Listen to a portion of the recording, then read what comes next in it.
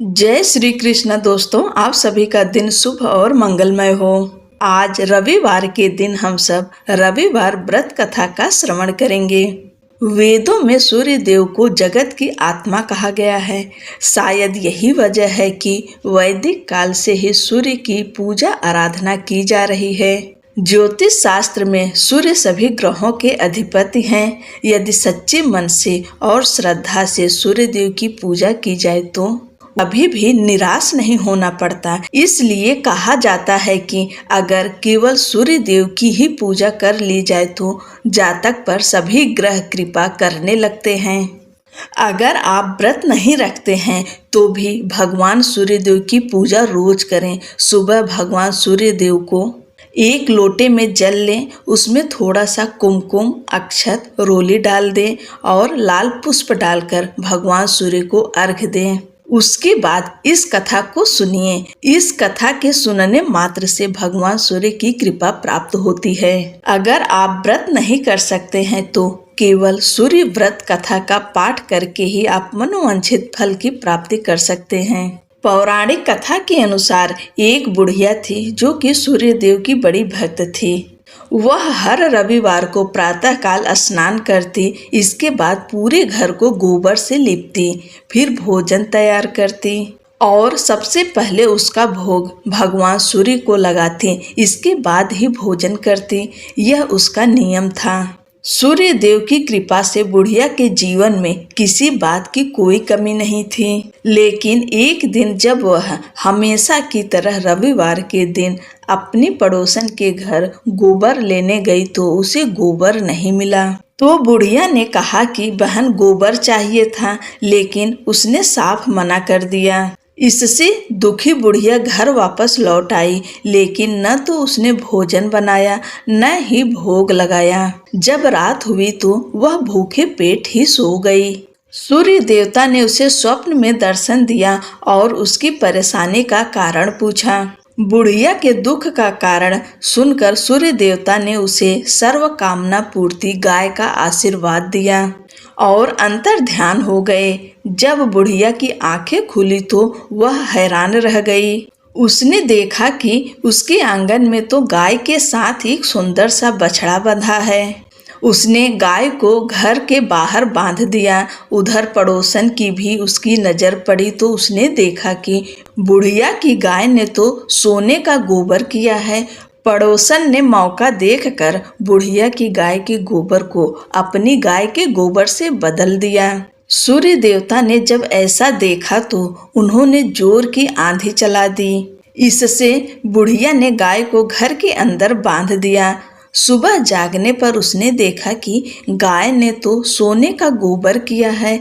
तब से वह उसे भीतर ही बांधने लगी। बुढ़िया की पड़ोसन को उससे बड़ी ईर्ष्या हुई।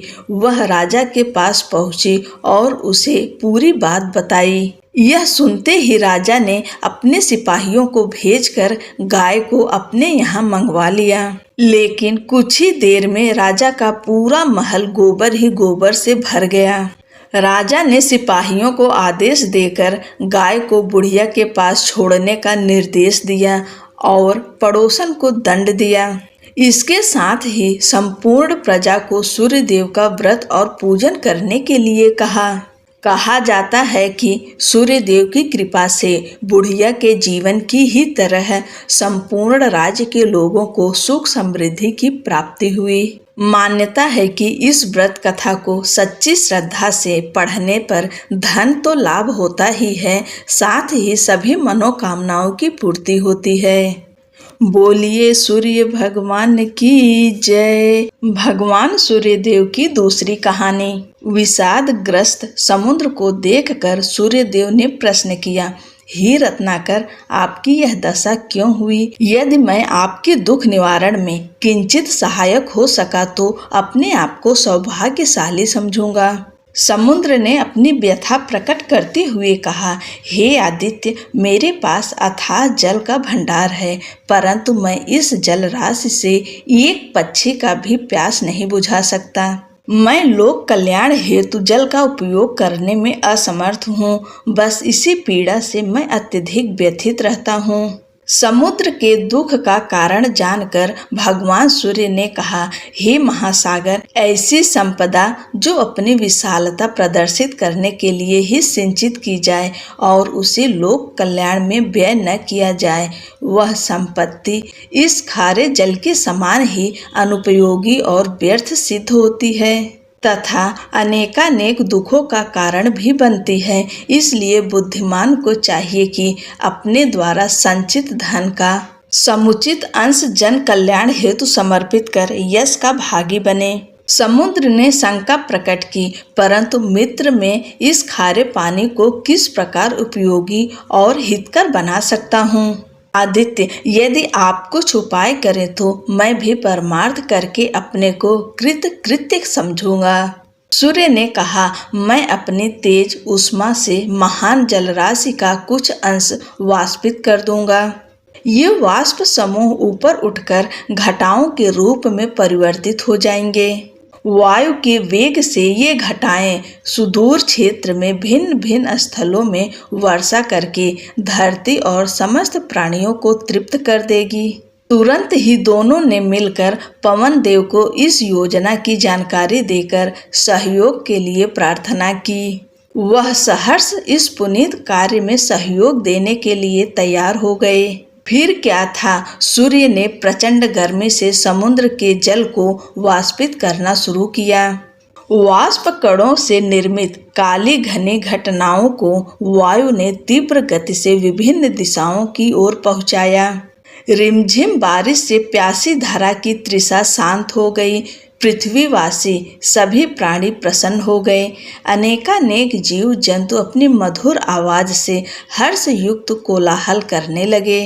वास्तव में वह कोलाहल मात्र न होकर अपने जल प्रदाता के निमित्त कृतज्ञता ज्ञापन और उसका यश गान था।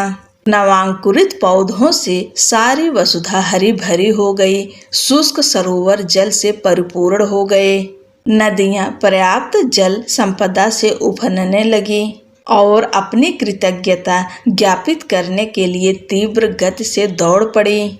महान परोपकारी समुद्र की ओर मार्ग में तालाबों, झरनों और छोटे नदी नालों ने भी समुद्र के लिए जल दान किया और उसकी प्रशंसा की। बड़ी नदियां एकत्रित जल लेकर चल पड़ीं। मीठी जल राशि का विशाल भंडार ले जाकर नदियों ने परोपकारी सागर को सर्वस्व समर्पित कर दिया। मीठे जल से संतृप्त उस महासागर को तब कितना संतोष और शांति मिली, यह उसके सिवा और कौन जान सकता है। सूरज ने देखा कि समुद्र के जल स्तर में रत्ती भर की कमी नहीं आई थी और न ही स्वयं के तेज में। इस कार्य में सहयोगी हवा भी सौंधी महक से सुरभित हो गई थी। इस तरह से सूर्य देव ने बुझाई थी समुद्र की प्यास। बोलो भगवान सूर्य नारायण की जय।